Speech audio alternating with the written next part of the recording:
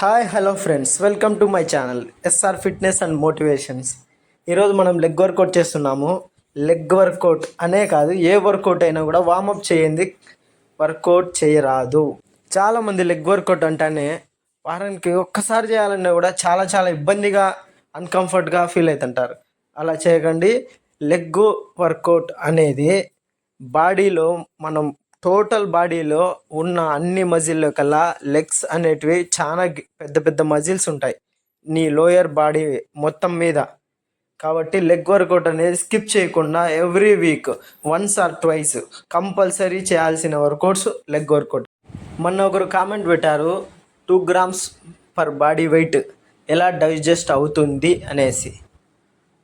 For example, ఏదో ఒక work చేసుకునే పర్సను డైలీ ప్రోటీన్ ఇంటేక్ అనేది వాళ్ళకు ఒక ఐడియానే ఉండదు. ఒకటేసారి ఒక 4 గుడ్లు పొద్దున మార్నింగ్ టిఫిన్లు పెట్టేసుకొని తిన్నాడంటే కంపల్సరీ బ్లోటింగ్ అవుతుంది.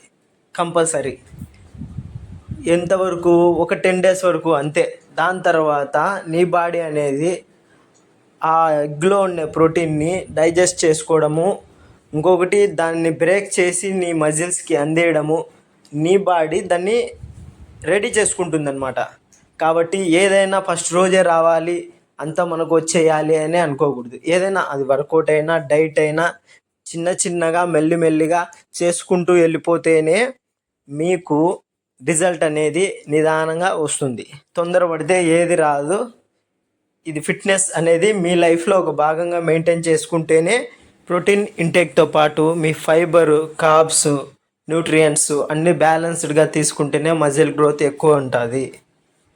మీరు ఉత్త ప్రోటీనే అని చెప్పేసి అర్ధ కేజీ చికెన్ తీసుకొచ్చుకొని బాయిల్ చేసుకొని ఉత్తగా చికెన్ తినేసి నాకు బ్లోటింగ్ అవుతుంది, బ్లోటింగ్ తగ్గడంలా, ఇంకా 10 రోజులు అన్నారు, 10 రోజులు అయిపోయింది అని మాత్రం మాట్లాడద్దు.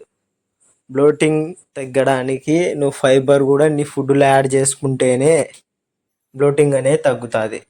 మీరు ఫైబర్ లేకుండా కాప్స్ తగ్గించుకొని న్యూట్రియంట్స్ ఏమి ఉండవు, ఉత్త చికెన్ తినమన్నారు, చికెన్ తింటే బాడీ వచ్చేస్తుంది అనేది కల. అట్లాంటివన్నీ మీరు చేయకండి.